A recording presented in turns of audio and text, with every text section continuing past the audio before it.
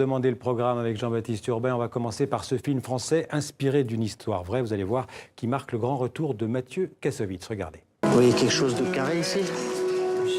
Parce que tout est rond, tout est fluide. C'est l'homme blanc qui a inventé le carré. Pourquoi t'emmènes pas les petits à l'école? Parce que leur école, c'est ici. L'école, c'est obligatoire, hein. C'est la loi. Et toi, t'es hors la loi. Nora, j'apprends ce jour que j'ai été condamné à 2 ans de prison et déchu de tous mes droits parentaux. Et tu dois savoir que ça ne change rien. Les conditions pour refaire surface, que toutes les poursuites contre moi et contre eux soient interrompues. Dans le cas inverse, nous resterons cachés jusqu'à la majorité des enfants. Paco.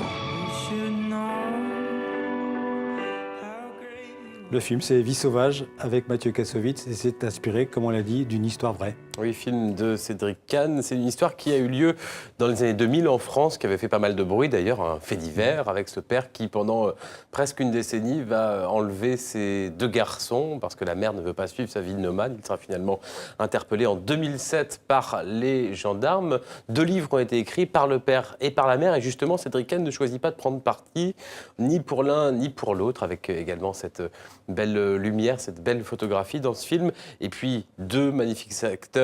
Je sais que vous l'aimez beaucoup, Céline Salette, la jeune actrice qui fait la maman qu'on avait vue dans le film de Tony Gatliff, Geronimo, il y a quelques semaines. Et puis le grand retour de Mathieu Kassovitz qui joue ce père habité par ses idéaux qui vont faire qu'il va même mettre ses enfants en dehors de la société. Je vous propose de regarder un extrait justement avec ces 2 personnages qui s'affrontent devant un policier.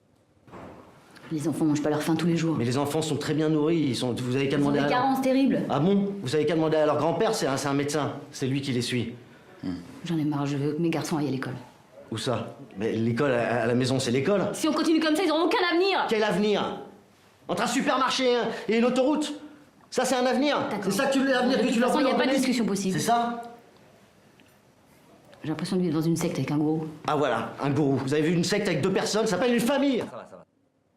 Alors, on va partir à Bruxelles, au musée, on en parlait tout à l'heure, au musée Royaux des Beaux-Arts, pour une exposition consacrée à un peintre belge, pas très connu à l'étranger, mais connu en Belgique, Constantin Meunier. Oui, je suis sûr que vous avez eu peut-être dans votre poche un jour, vous, Xavier, qui êtes belge, soit ce billet de 500 francs belges, ou bien peut-être plutôt la pièce de 50 centimes.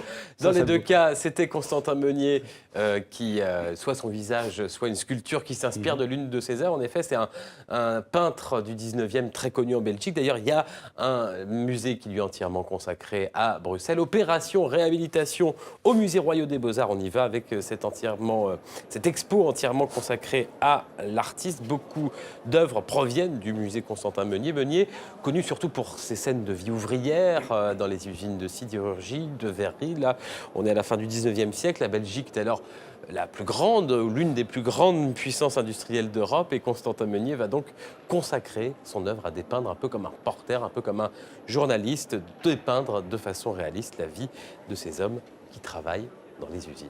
C'est l'artiste de la vie ouvrière et comme la Belgique a connu une évolution formidable pendant la 2e moitié du 19e siècle avec son apogée industriel vers 1880, bon, c'est dans ce contexte-là que Constantin Meunier et son œuvre se situent.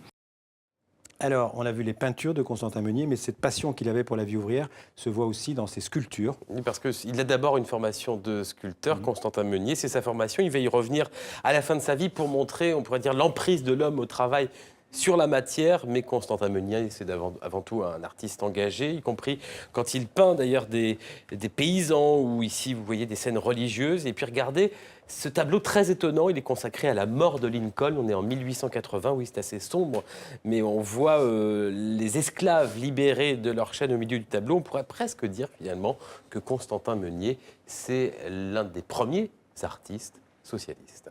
Socialiste avant l'heure et défendeur authentique des petits gens, parce qu'il ne faut pas oublier, il a connu sa jeunesse dans les années 40. Hein, donc, ce sont les années après la révolution belge. Ce n'était pas le pays le plus riche à ce moment-là. Pendant les années 40, il y avait la famine ici en Belgique. Et c'est ce contexte austère qui l'a mené dans ce sens social.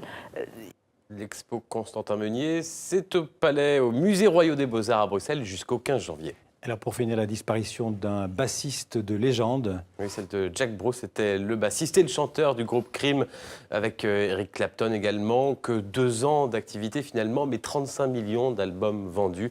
Ils étaient revenus sur scène il y a quelques années, en 2005, à Londres, au Royal Albert Hall.